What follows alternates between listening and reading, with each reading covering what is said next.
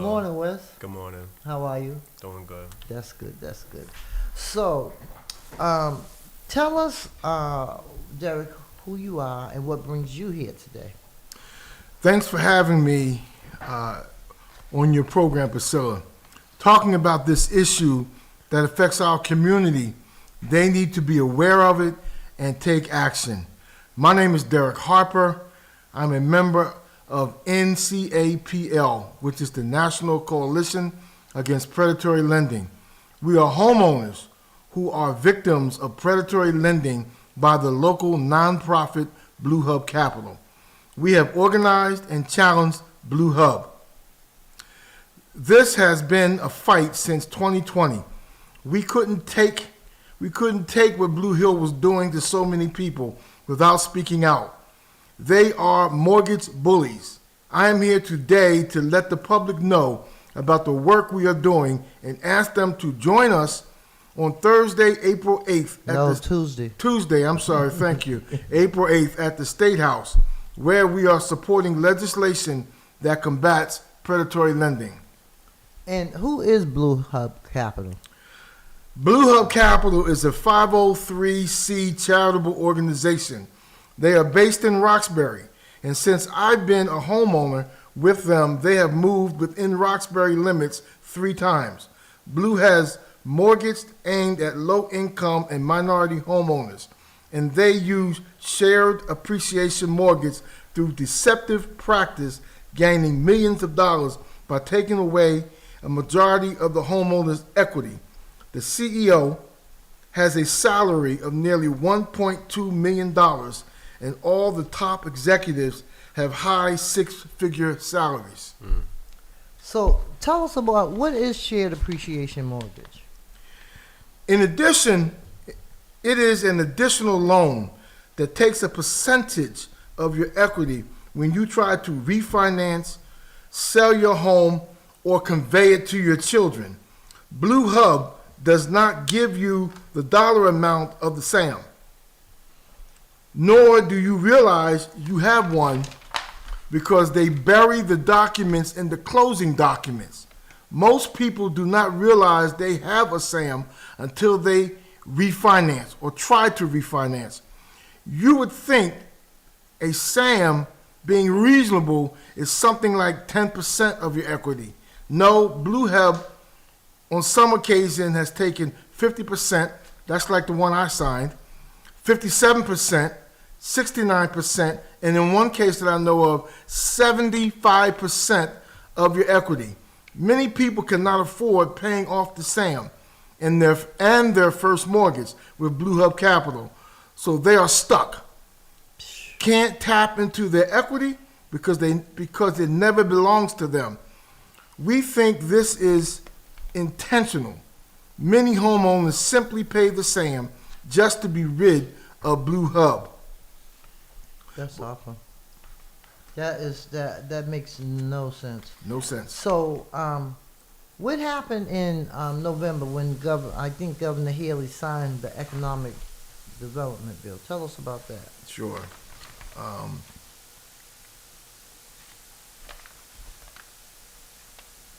It looks like she signed it, Section 269, I think it says. Yes, Section 269 was an amendment that was stuck in her bill. Mm-hmm. Now, Blue Hub was tried on several occasions to get legislation to shield them, to protect them against, because we filed a class action lawsuit. Right. And in September, we had summary judgment, and we're waiting for the judge to decide on that. So what they did, they must have tried at least 4 or 5 times, and we defeated them down at the State House with the Senate and the House. But somehow, through certain legislators, they were able to get it to the governor, and she signed it in the bill. Answer me a question. Could she have taken that piece out? She could have. Yeah, but she didn't. She didn't. She could have vetoed it, or she could have adjusted it. She could have did something. But she didn't. She didn't. And from what I understand, this Elise Cherry, who is the ED for Blue Hub, she goes way back with the governor. They're friends. She's supported their her campaign along with other people's campaigns? She supported, when she was Attorney General, she supported Elise Cherry. I'm sorry, she supported Mara Healey. Before that, the Angela Campbell, and the one before that, she supported them. Martha Copley. Martha Copley. She supported them all. So to me, this sounds like they're being paid.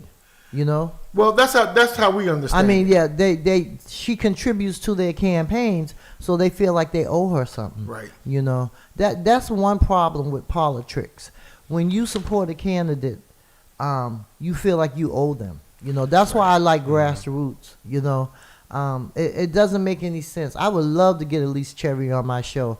Anybody know her, got her number? I'm gonna call her because I would love to hear her explanation. You know. One thing I wanted to say though, Andrea Campbell, when she found out about this present amendment, she wrote an amicus brief, which basically said it's not retroactive because Elise Cherry tried to send her lawyers in to get our lawsuit dismissed.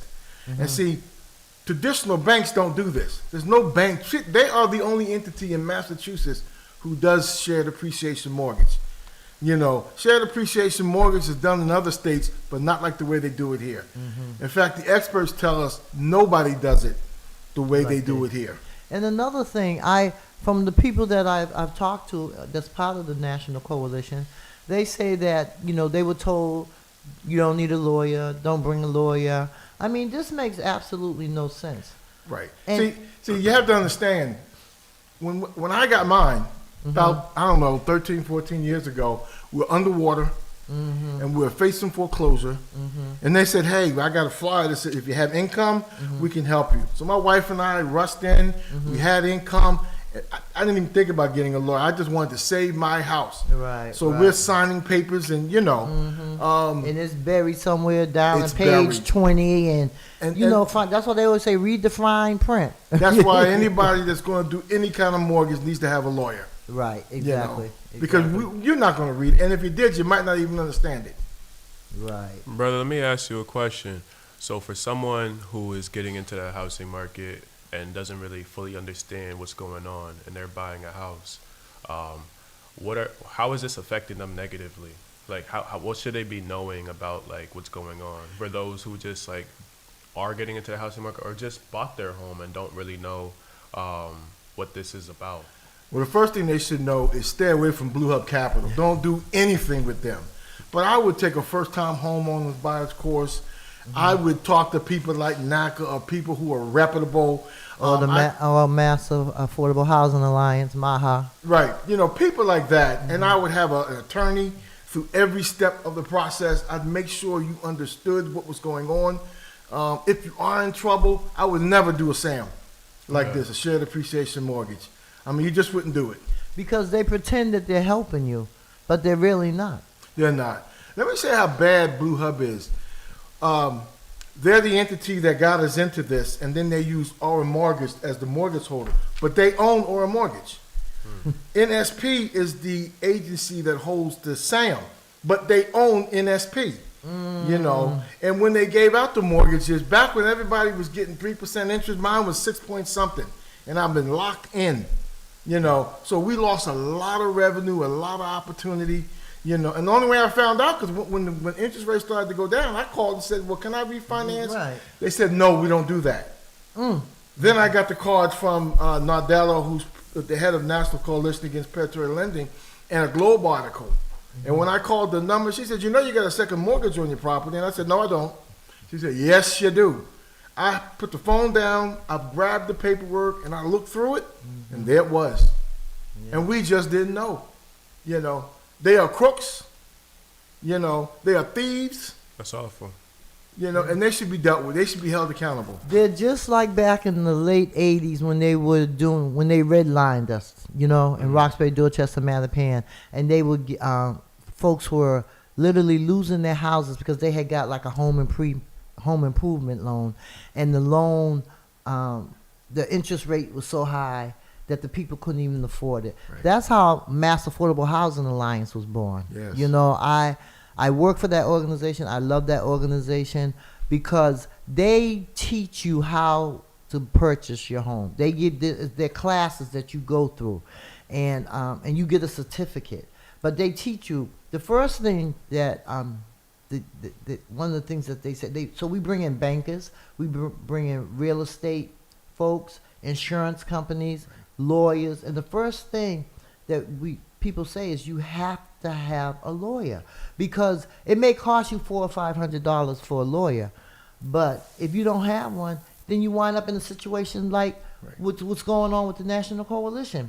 And not only is it in Boston, folks, there's some other states, right? Yes, they're in several states. They're in Rhode Island, they're in Maryland, they're in several states, and they're doing this. They are crooks. And getting away with it. Getting over. So what's going on now? So,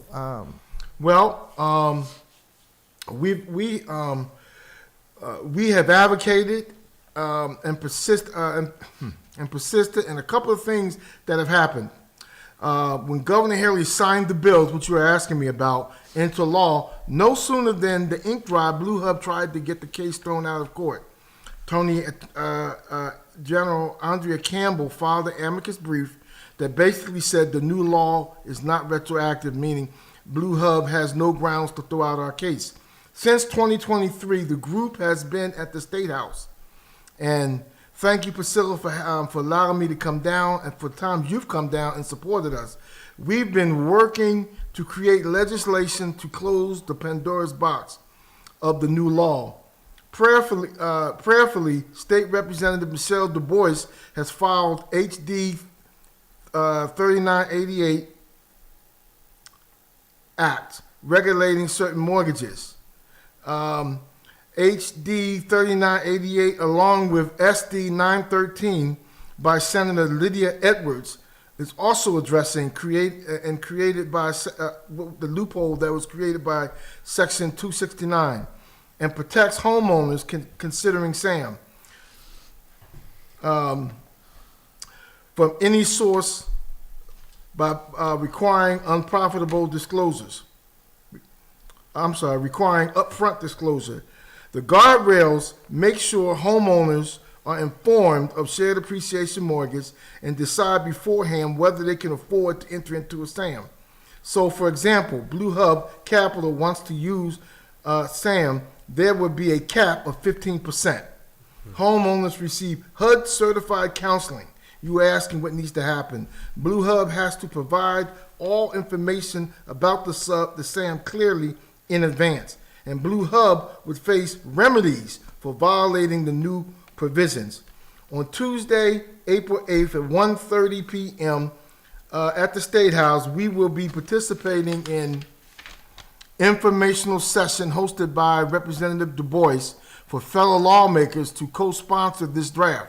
We should never have gotten into this point. We, meaning no citizens, all citizens have been betrayed by Governor Haley, and now we have an opportunity to put forth a bill that is for the benefit of the people and not private interest groups and wolves in sheep's clothing. We need everyone to come down to the State House and support this. And if you cannot come down, call your state rep and demand they support HD 3988. It's a no-brainer. Keep people in their homes, stop predatory lending, period. The CEO of Elise Cherry is arrogant, knowing Governor Haley who would do her bidding. It's corruption. This is what bothers me with politics. These elected officials, when they're running for office, they're all up in your face. They're going to do this, they're going to do that. It would have been just simple for Governor Haley to just take that out. Mm-hmm. Just take it out. But no, she's more beholden to her friend than she is to the Commonwealth of Massachusetts. Yes. She should let it be resolved in the court. That's why we have that class action lawsuit. Right. And the judge has not come back with anything We're still yet. waiting on his written ruling. So how can we get involved? If you'd like to talk to our lead organizer, Nardella, her number is 508-410-8834, or you can contact her at ncapl@yahoo.com.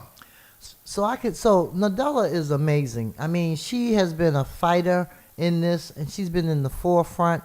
And you know, her like me, we're sick and tired of being sick and tired. Yes. You know, it just clearly doesn't. It's not fair for one thing, and another thing, it's just like, how much money do you really think? You know, you can't take this money with you. $1.2 million. And doesn't Cherry live in Newton? Brookline, same thing. But their office is at 10 Malcolm X in the Social No, Security. they moved. Oh, they moved again. Yeah, they were first at Dudley on Warren, then they were Right. at the Fifield building across from the post office. Now they're up in Eggleston Square, right across from Demick, on the 6th floor of that building. I mean, we've held protests. We're getting ready to do another protest in May, probably Okay. the Saturday after Mother's Day. We're going to be out there with our signs. We're going to protest. We're going to let the public know. We're going to hand out flyers. We're going to let them know. They keep moving. They keep hiding. But they can't hide from us. And they stay in Roxbury. Yeah. That's ridiculous. That just goes to show, you know, what type of a world we live in. And, you know, obviously they've been doing this for a long time, and Yes. they've been able to get away with it. And then our governor signs a bill that says, oh, it's okay. It's not okay. It's not. And with the economy the way it is and people going through changes, if you're in trouble, do not go to Blue Hub. Stay away from Blue Hub Capital. Yeah. Do you possibly have some other alternatives for somebody who is in trouble with their home and they're just trying to keep it and not sell? You mean so- other agencies? Other agencies, or maybe like on your website or something like that people could like contact? That's, you know, I don't know if it's on our website, but what you mentioned earlier, Priscilla, is a good place to start. You know, I forgot the name of the I think it was Mahai, right? Mass Affordable Housing Alliance. Right. Okay. Yeah. And also NACA. NACA. Yeah, You know, NACA. they're I another one remember that's Bruce good. Marks. Yeah. Yeah, he's excellent. He's been supporting us. He's excellent. That's good. Yeah. I tell you, we have a caller, Pastor? Good morning, caller. You're on the air. Hi, good morning. It's Nardella. Can you hear me? Yes. Good morning, Nadella. How are morning. you? Hi, I'm great. Thank you for having me on as with Derek, who's amazing, member of the National Coalition Against Predatory Lending. Thank you for having us on. Yes. I'm trying to keep you all's voices, so people can hear, so people can take action, because it could be any of us, you know. It could be any of us that is going through this, and it's not fair. And we need. I hope this bill does get passed. I hope people that are listening to this broadcast, do something. Call your legislators. You can go to mass.gov and you can get all your House representatives that support you, your senators that support you. And my thing is, we have to do something about this. If they're not supporting us, then we need to get rid of them. Why are they still in office if they're not going to support us? Absolutely. I mean, we are, we cannot work in silos anymore. And what's amazing about this, our organization, is the members are so committed. As soon as we filed this legislation, which took like over the lawsuit, which took like over 8 months ahead of time just to organize and gather the data and interview people, then COVID hit. So then we took our meetings from in person and had to be remote. And it's been 5 years. Wow. And in that time, we've met every challenge head on, because we refuse to have this narrative of home ownership be dictated to us.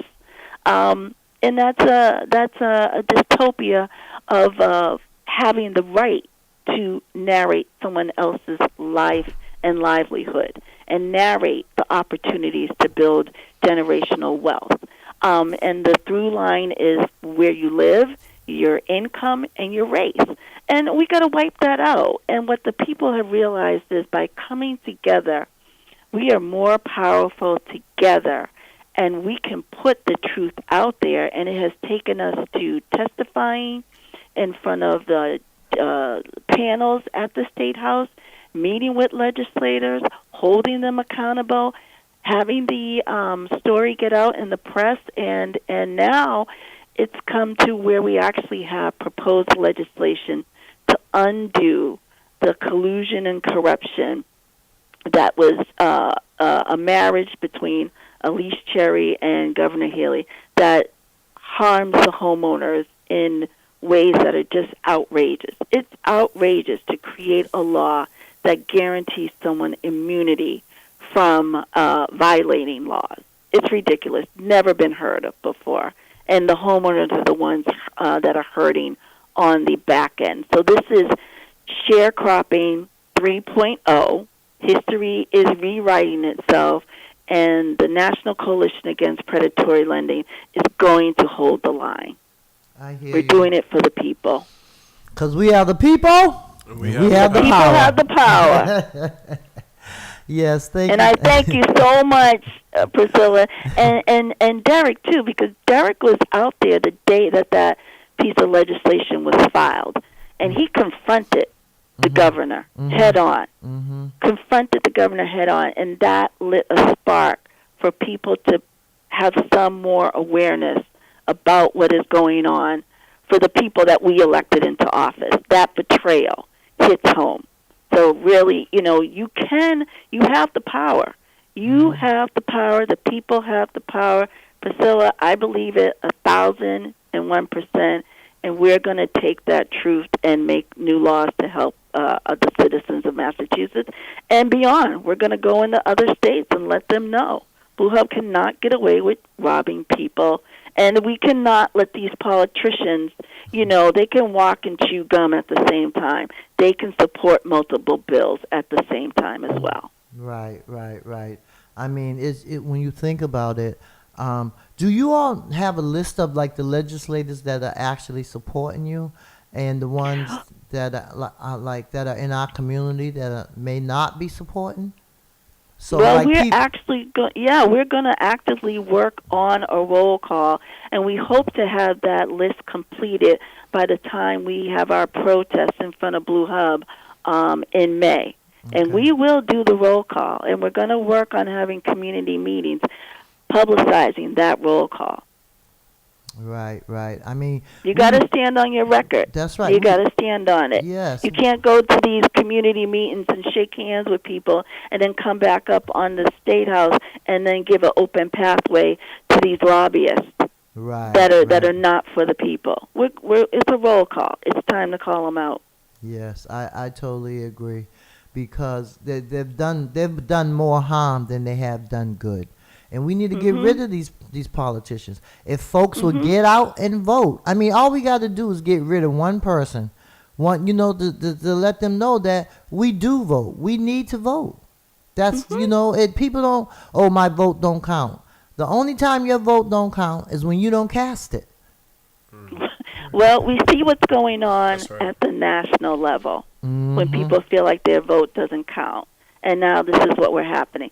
But people have to pay attention to what's happening in our local government, too. Exactly. I mean, local politics. Look at what they have basically snubbed their nose at that was passed by the people for the local government to be accountable with the state auditor. The people voted in favor of that. That's right. And they have basically turned a blind eye to that. We've got to push back, and we've got to push back hard. I hear you. And you do it by voting. You do it by showing up and having your vote count. That's right. And I remember the late Gloria Fox, God rest her soul. She was a state rep for Roxbury for 32 years. She used to always say the State House is the people's house. It's our house. So we have a right to be there. We have a right to confront our legislators because they work for us. Actually, when I leave here, I'm going to be going to the State House because they have an event down there about juveniles and giving them like life parole. I mean, they just basically, the system is not set up for us. The system is set up for them. But we can turn the tables. We can make change if we would just come together, collaborate, and work together. Why is there so much bitterness among ourselves? You know, like I said, the woman makes all that money. They can't take that money with them. They can't take a nickel, dime, a quarter with them. So why are you doing this? What is your problem? Are you that racist that you don't want black people or Hispanic people or other people that are not white? Is this what the issue is? Because it doesn't make any sense. You pretend to help people, but what you're really doing is hurting them. And you think you're not going to pay for it? Yeah, that's what that's the road that they're going at down. They're very Elise Cherry, in my opinion, is one of the most arrogant leaders that has a nerve to be a head of a charitable organization. Because the data doesn't lie on the areas that they've been targeting with this program, and the data doesn't lie on the increase in her salary throughout this program, and the data doesn't lie that, you know, the homelessness rate in Massachusetts is growing exponentially. Exactly. So they're not out there helping people like they claim to be helping. Mm-hmm. You know, and the disparity with building wealth equity between the white population and the black population in Massachusetts, it continues to rise. The data is there. Mm-hmm. So this is a new type of system for gentrification, and you have a new type. Before it was corporate greed, now it's social corporate greed, because a lot of these organizations, the social organizations, have a return on investment. So when you have that return on investment, it's never about the end user. It's about the investor. Right, and that's what Blue Hub doesn't want out there. Yeah. Well, I congratulate you and the National Coalition Against Predatory Lending. Mm-hmm. But I always say we got to disrupt some stuff. You know, right. We got to let them know that we're here. We're not going nowhere. You cannot get rid of us. And if we have to, I mean, it's unfortunate that we don't have the folks that we could be out there every day. We need to stop boycotting stuff. I mean, these companies that are so rich that all they want to do is get richer. Mm-hmm. And on our backs, though. On our backs. Poverty pimps. Yes. That's what they are. Yes. Yes. Well, I got to run, but I'm going to listen in. And, Derek, thank you for being there in person. And Wes and Priscilla, it's always great to talk with you. And I can't thank you enough for supporting the National Coalition, the work that we're doing. And hopefully we get the message out and people come out on April 8th. Call your legislators, hold them accountable. And it's going to be at the State House. What time again, Nadella? At 1:30. At 1:30. So at 1:30 at the State House next Tuesday, the 8th. Yeah. And I the mean, 8th. Yeah. So those who can come out and support. And if you can't come, send somebody. Okay? Please. Thank you, Nadella, for calling. All right. Thank you God for bless. all your work. God bless you too. Appreciate you. Bye-bye. Yeah, it's like I definitely agree with what she's saying about the homelessness. Like, you know, if people can't afford what they're living, then they're gonna get pushed out into the streets. That's right. And like almost every main road in Boston that I've been on driving lately in the past few days, I've ran into like a lot of homeless people asking for money, or just like living on the side of the streets. And it's getting bad, you know, like especially when the summer's coming up soon, you're going to start seeing a whole lot more. And it's like we have all this money, but we could be putting these people into like homes or creating new centers, but yet we're letting all these like private companies buy up the land and turn it into apartments that we can't afford to live in, you know, like $3,000 apartments, and they're saying it's affordable. Affordable to who? Yeah, and they're just building. They're building buildings, but they're definitely not building people. Yeah. Yeah. So the next step is this Tuesday coming. Yes. You're asking people to come to the State House. 1:30. At 1:30. And so is it going to be a lobby where people are lobbying their legislators, or is it going to be like one big meeting? Is there a hearing down there? What is actually going to be happening? Right. Well, I think she's presenting that bill to her fellow Lydia Edwards. Right, Lydia and Michelle. Boyce, yeah. right. Okay. And we're there supporting it. We're there saying you know, we're in Right. favor of this. Right, right. We have to take things into our own hands. We can no longer say, oh, well, they won't do this and they won't do that. We have to make them do it. You know, we have to be up in their face. You know, and it's just what we just got to do it. Edwards and Du Bois, when we were talking to the legislature and the finance committee, they got it and they supported us. You know, we've been in front of the judiciary committee. I've testified in front of them. A lot of us have, and they supported us. So, and now they wrote these bills. Right. So we're gonna be there and we're gonna keep fighting until we win. We right. will win. That's right, because when we fight, we win. Yes. Yes. It's just so sad that in 2025, it's not getting better. It's getting worse. You know, they come up with these bills and they sneak these bills into other bills like they did with this. Yes. I mean, what was 4 times that they tried to get it in? At least 4 times. Mm-hmm. And we defeated them, and then somehow they got it in this one. Yeah, and she signed it. That's the problem. You know, so I think they feel like they're untouchable, like they can't be what's the word? Like they can't be oh God, it slips me what I'm trying to say. I know what you're saying, though. I know what you're saying. They can't be like taking off their pedestal in a way, their position. They feel as if like they're untouchable. I hear what you're saying. Yeah. But they're not, and the only way we can show it is if we move them, remove them from their seats. Yeah. We have another caller. Good morning, caller. You're on the air. These bills these bills entered other bills did with this. I mean, what was Priscilla. 4 times? Yes. They tried to get Good morning. Jeannie. Good Hi. morning. Good morning, Jeannie. Hold on. Let me turn the radio off. Oh, that's yeah. How are you? I'm good. How are you? Thanks for calling in. No, I'm good. I want to talk about the homelessness situation that was brought up earlier. Mm-hmm.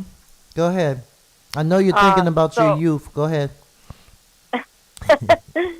I'm thinking about Yeah. young people always falling into this homelessness trap. Mm-hmm. So I want to just uplift that. I'm so happy that you guys brought that up. Mm-hmm. And I want to talk to I know that the conversation is about Blue Hub and not being involved with Blue Hub, but what are we doing to really uplift the mission of youth homelessness? Mm-hmm. Yes, that is an issue. When young folks are 18 years old and they're in foster care, they get pushed out. Where are you gonna go?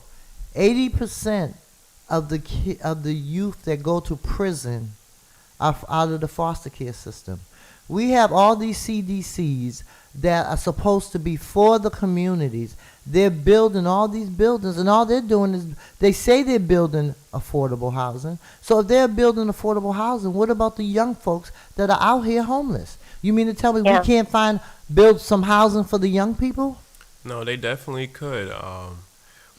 That's definitely something that we're working on right now, putting together behind the scenes. That I mean, is there a bill that needs to be written? There is one written for it, and it's I definitely have already had this on my mind for 3 weeks already. So there definitely is a bill for it. I've already started that. And with your support and everyone else's support, that would be cool to have, affordable housing specifically for the youth, because our salary is different from yours. So why are we paying for something we can't afford? That's exactly why the youth can't have their own spaces. If there was rent that was how they do that 2030, that 2030, if it goes by how much we can actually afford by that percentage, then it would make sense, Or another option be for the adult homeless. Some of these people have no jobs, so having them be in an apartment where it's costing rent wouldn't make sense. But if we could just give them a place to stay for 6 to 12 months as they're figuring it out, because we have the money, have them start working for the community, having them give back while they're living in this free space for a temporary amount of time while they're figuring out their lives. And then when they're actually done at the end of the 6 to 12 months, they have a job, they have money saved, and then they can actually, be a substantial member in society. And, these are things we could have, like we definitely can have it. And, I would love your support. We're working at Marcus Anthony Hall Educational Institute. That's what we do here.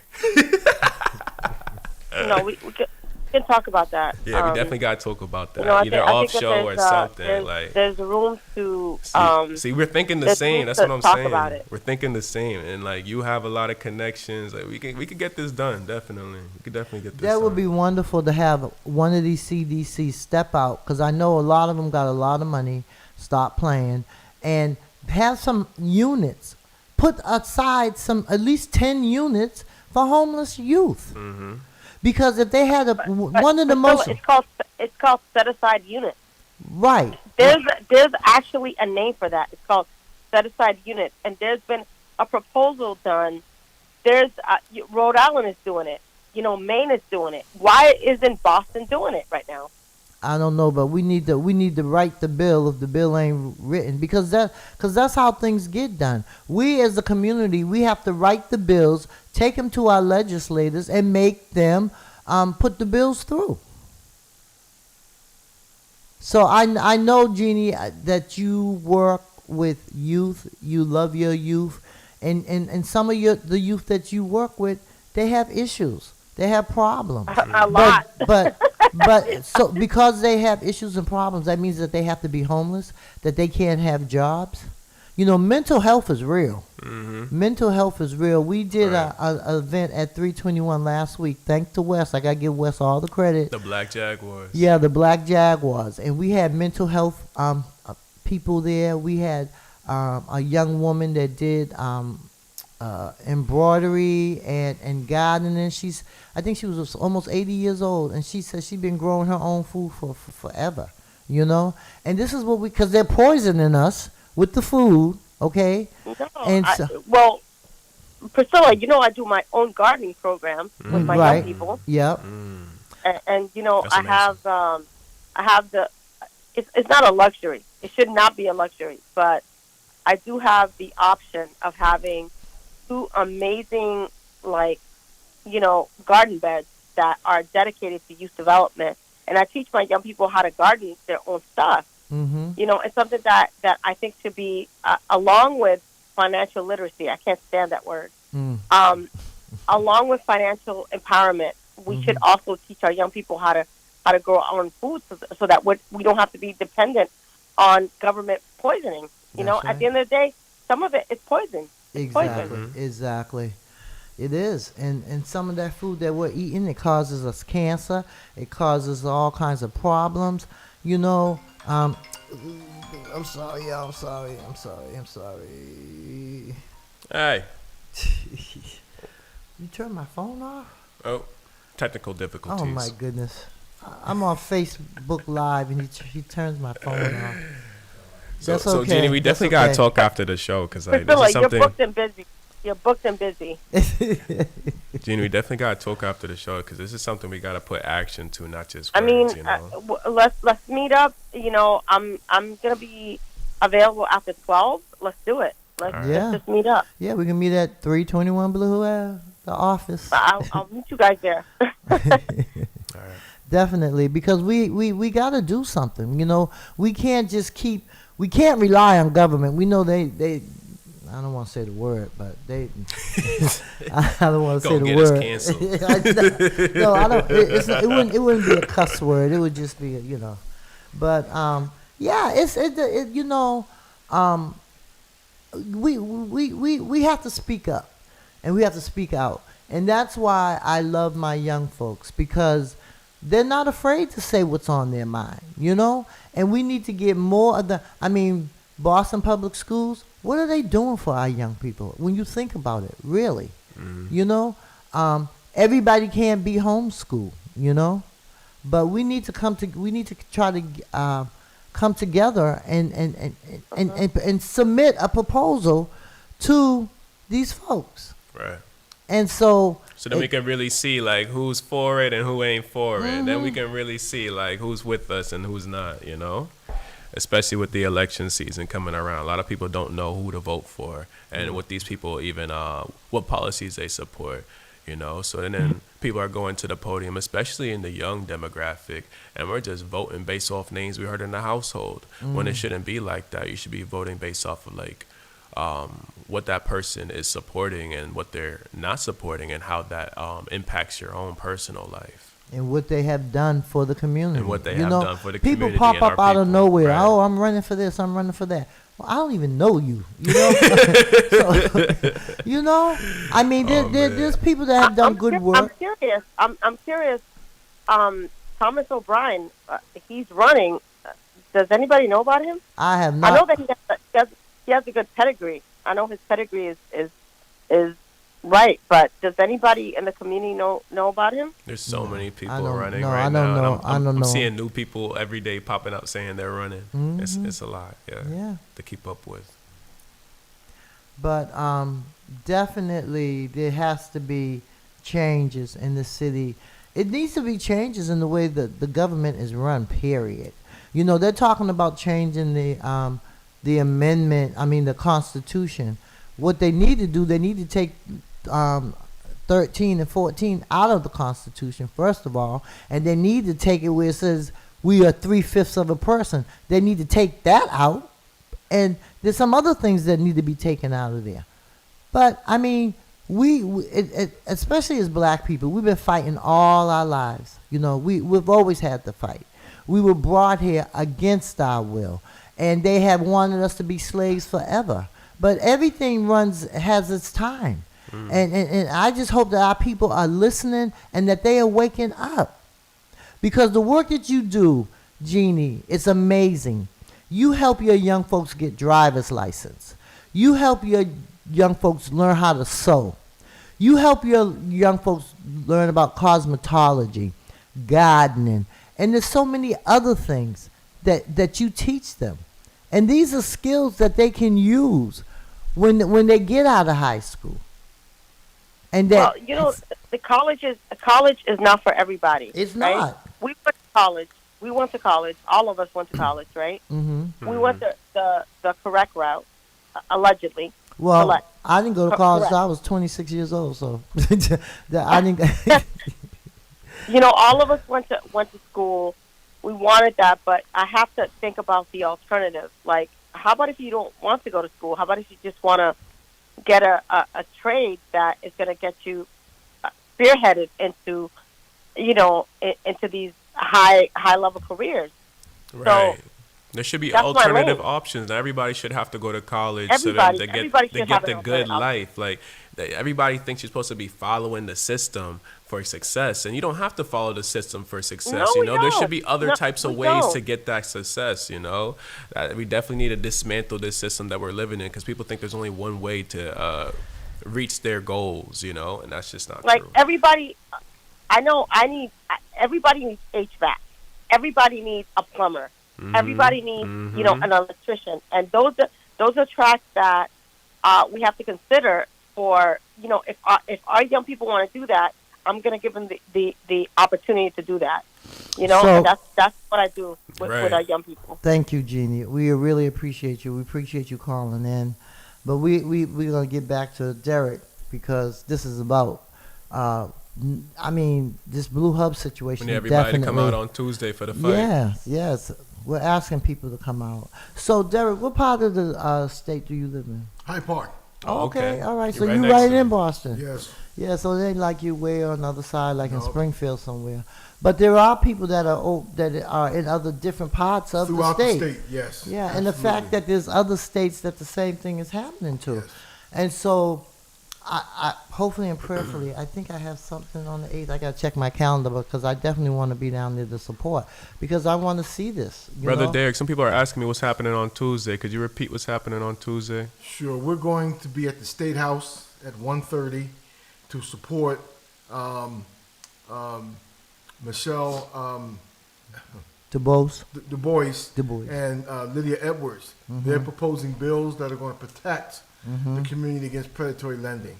We're Yes. supporting them. They've been supporting us, Right. and they're because of the advocacy and the outcry, they're proposing legislation to go against the amendment that Mara Haley signed into law. You know, Now, how does that work? they're gonna present a bill. Is the legislation gonna vote on that bill, or they just gonna be listening and then they gotta go back? Because I know there's a lot of back and forth, back and forth. There's always a back and forth. You got to convince them. You got to have Yeah. them understand it. But if we can get people to support it and make it happen, it'll protect people. Right. Just like Andrea Campbell came out with that amicus brief. That's a powerful thing. Yeah. To say you can't. It's not retroactive. Because So tell us, explain about the amicus brief. Explain that to us. What that means. 'Cause- When we were before the Judiciary Committee and advocating, at least Cherry said they can file their lawsuit. What we're doing, what we're trying to bring into law, will not change that. Anybody can sue who needs to sue. But soon as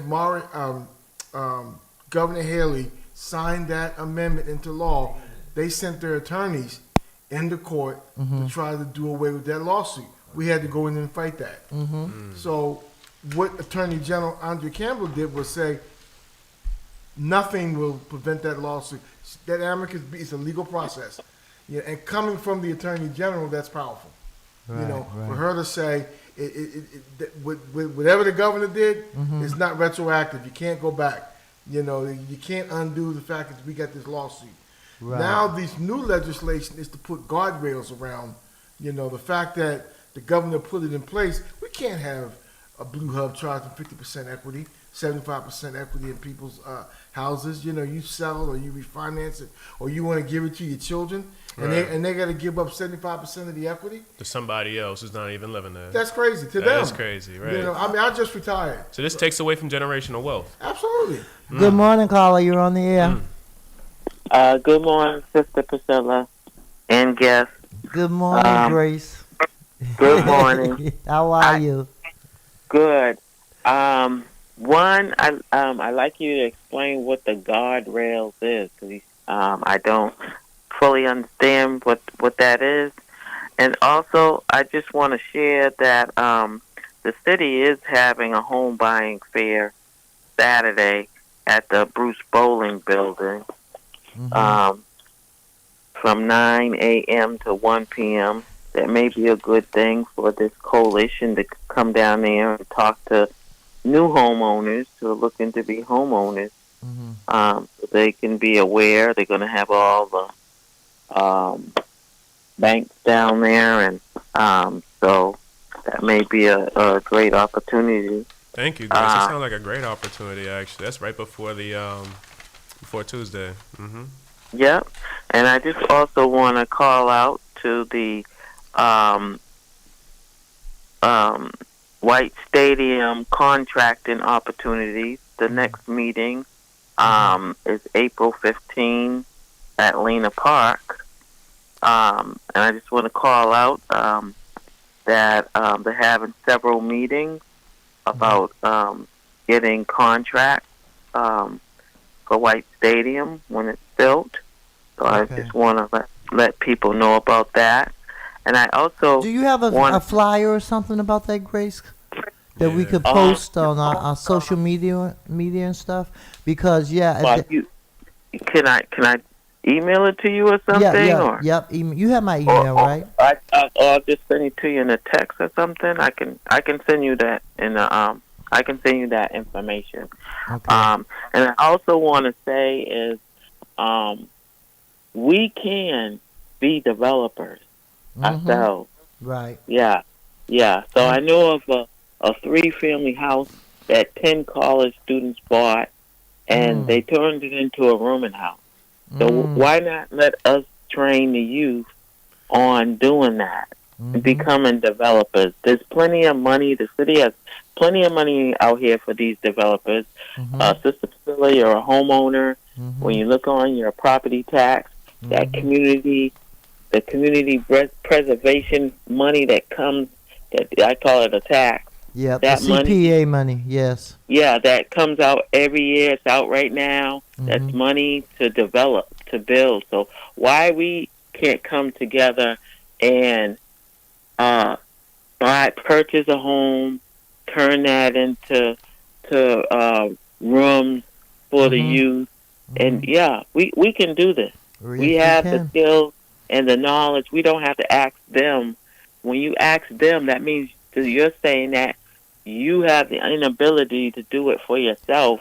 We when can you put a do. proposal together because I envision one of them lots on Blue Hill Ave as the Marcus Anthony Hall Educational Institute, and that includes um, um, first floor Ujama Mott, which is small businesses. Second floor, the offices for nonprofits because they try to charge us an arm and a leg for rental space, and then the third and fourth, and maybe even fifth floor, we could have them have SROs, you know, because basically we you know, if you don't have a place to lay your head, and I've been homeless, so I know what I'm talking about. If you don't have a place to lay your head at night where you can turn the key and go in and lock the door, you're homeless. If you gotta be on somebody's couch, you're homeless. You know, and so this is